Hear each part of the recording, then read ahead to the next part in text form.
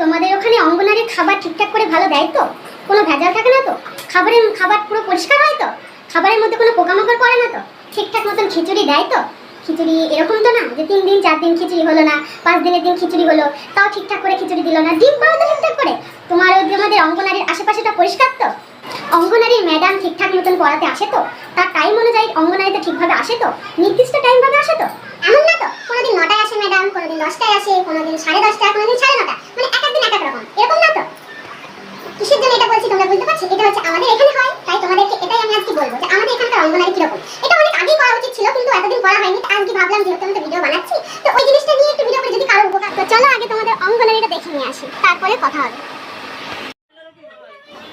তো এইটা হচ্ছে আমাদের অঙ্গনারী। তো অঙ্গনারীর আশপাশটা দেখো, কত ঘাস, কত নোংরা। তো এখানটায় মশা পোকামাকড় হবে না? তোমরাই বলো কতটা নোংরা। ভেতরটা দেখো কত নোংরা ভেতরে।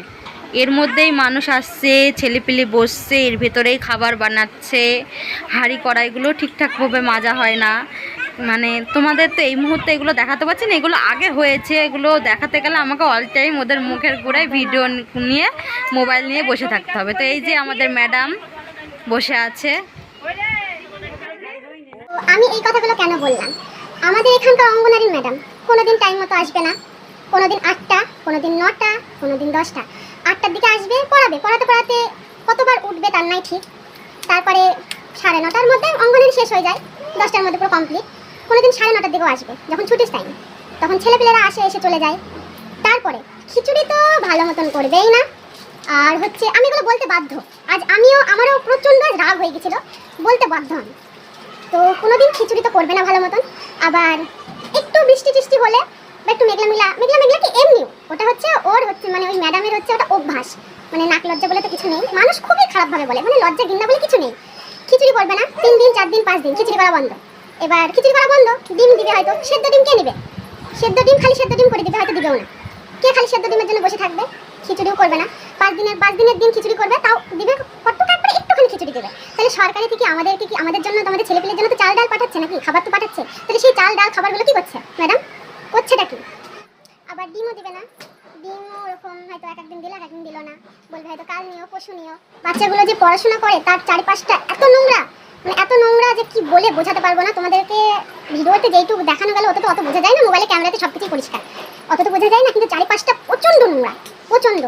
কবে হয়তো বাচ্চা ছেলেপিলেগুলো সব অসুখেই পড়ে যাবে, অসুখে পড়বেই। এত নোংরার মতো ওইটুকু বাচ্চা ছেলেপিলেরা সহ্য করতে পারে অত নোংরা?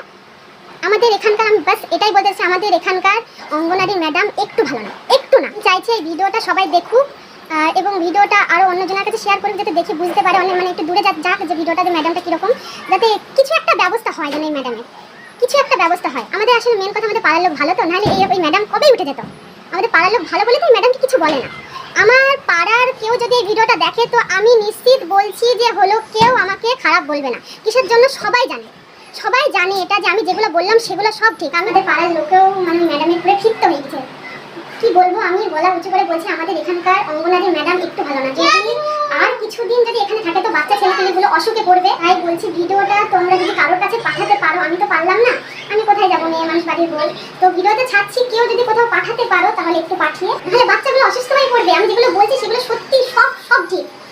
কেউ যদি এখানে এসে একজন মানে দেখি যদি জিজ্ঞাসা করে যে এখানকার ম্যাডাম কিরকম, তাহলে কেউ বলবে না, আমি গ্যারান্টি দিয়ে বলছি, কেউ বলবে না যে আমাদের এখানকার অঙ্গনারী ম্যাডাম ভালো।